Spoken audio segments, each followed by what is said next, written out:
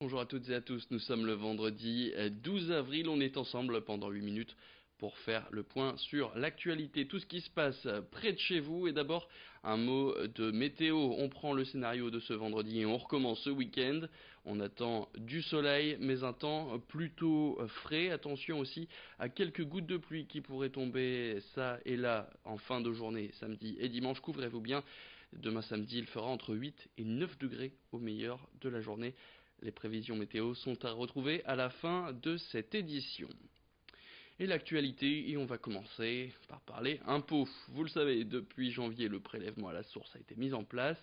Et si vous n'avez plus à faire l'acte de payer vous-même, il reste quand même une opération que vous devez continuer de faire chaque année. C'est la déclaration de revenus. Elle reste obligatoire que le contribuable soit imposable ou non. Dans le département du Nord, par exemple, l'impôt sur le revenu, c'est près de 2 milliards d'euros de recettes fiscales, avec seulement 40,4% des contribuables qui sont imposables. Écoutez tout de suite Laurent de Gekowski, le directeur régional des finances publiques des Hauts-de-France, qui revient sur le côté obligatoire de cette déclaration au micro de Lucille Constant. La première déclaration dans le contexte de prélèvement à la source comporte d'abord quelque chose qui n'est pas nouveau mais que je tiens à rappeler, c'est que la déclaration, malgré le prélèvement à la source, reste obligatoire. Elle est obligatoire parce qu'elle est indispensable, notamment pour bien connaître les revenus 2018 et notamment pour connaître également les éléments de la déclaration qui permettront d'ouvrir droit à des réductions ou à des crédits d'impôt. Elle est indispensable également pour toutes les personnes qui en ont besoin pour avoir droit à certaines prestations, notamment des prestations sociales. Cette année, c'est surtout celle de la généralisation de la déclaration en ligne, une décision qui se veut plus rapide et plus pratique, mais parfois plus excluante, notamment pour les personnes âgées. Alors pour leur venir en aide, il sera possible dès le 26 avril prochain de prendre un rendez-vous dans un des centres des finances publiques en cas de difficulté. Plus d'explications sur ces rendez-vous tout de suite, c'est toujours au micro de Lucille Constant.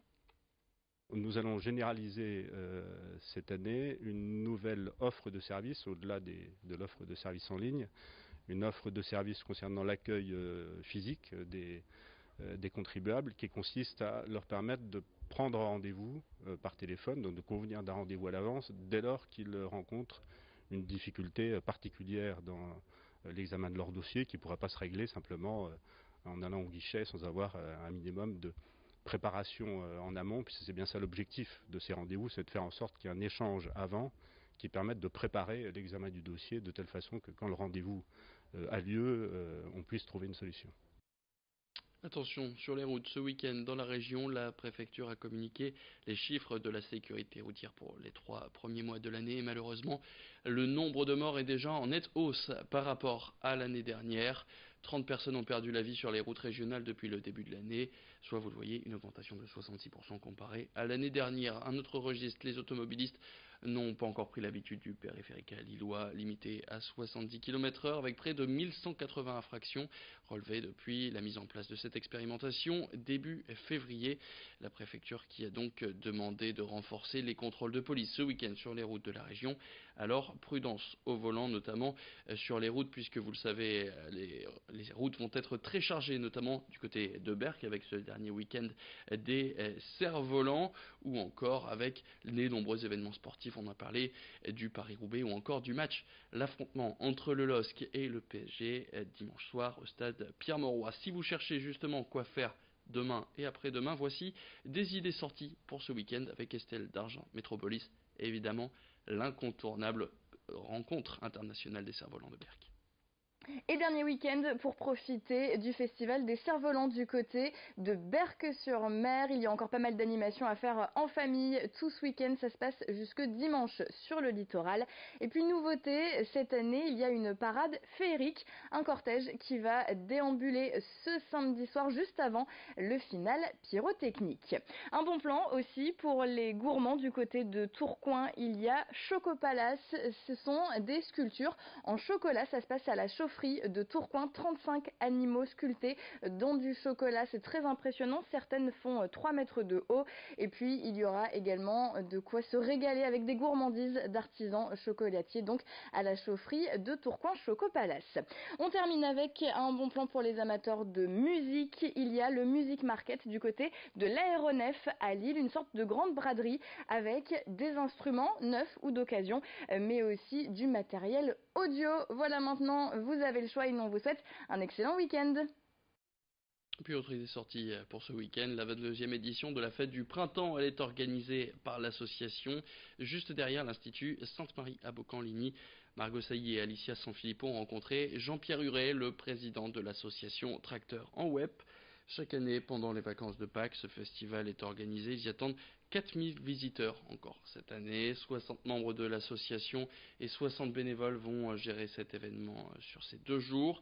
Les visiteurs pourront y retrouver des véhicules de collection, des camions, des autobus, mais aussi et surtout plus de 200 tracteurs.